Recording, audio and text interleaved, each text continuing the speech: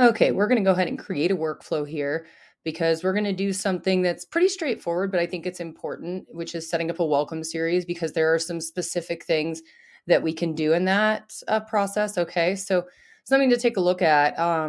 There are some templates that exist already. So we have a welcome a new contact template, we have a welcome a new blog subscriber.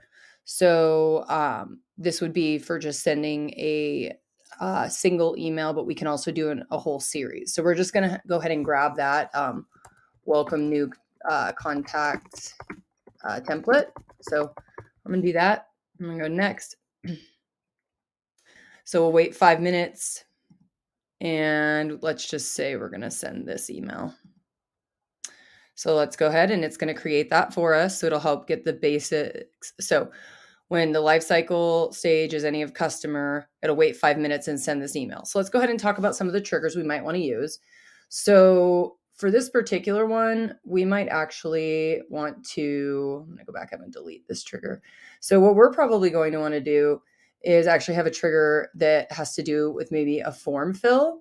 So let's go ahead and say that a form submission was done. And let's just say that it is our newsletter subscribe form. So, or let's give a couple of different options. Okay, let's actually we'll add this one. So we'll have someone who's filled out a newsletter subscription or anybody who has the life cycle stage. Let's not say customer since this is a welcome series. Let's say a subscriber, a lead, or an MQL. So we'll go ahead and update that. So now anybody who fills out, and we can stack our triggers, right? So let's also say that we have our contact form. And then we can also refine this by the dates within which somebody has done this and the number of times they've done it. But I'm going to go ahead and just add those filter or those triggers. So now someone will join our welcome series when they are either a subscriber, lead, or MQL, or they fill out the newsletter subscribe or blog contact form. Okay. So you could choose whatever you want. Obviously, there are a lot of combinations. And then we're going to have a little bit of a delay. Then we're going to send them an email. So there are some other things that we can do here if we're wanting to get creative.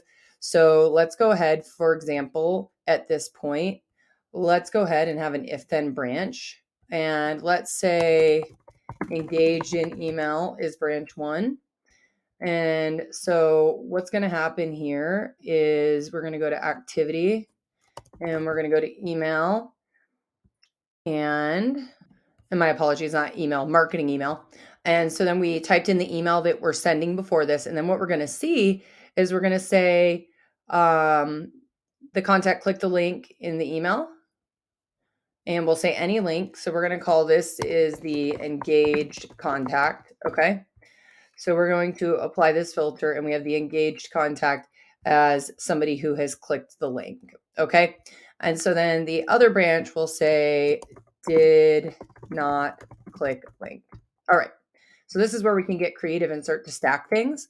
So at this point, we can put them on lists based on whether they engaged or not. And then when the next email goes out, we can have smart content and have something a little bit different for the people who clicked through versus the people who did not, or maybe send a different email altogether. So you can do a simple welcome series where you don't even have this if then branch and you just delay. We add a 2-day delay and then we send another marketing email, right? And we just choose a different one. I'm going to go ahead and choose that one, right? So we can do this a number of ways. We could do a couple of emails and then check for the engagement to start to segment the list out and nurture them differently. So a lot of this has to do with the bandwidth that your marketing team has to do these things. But a welcome series can be as simple as we want it to be. We can use a template from HubSpot to build it, or we can make it a little bit more complex. But have fun building your welcome series. And I'll see you tomorrow for the next tutorial, which is about, what are we doing tomorrow? I think it is updating the landing page somebody sees based on their location.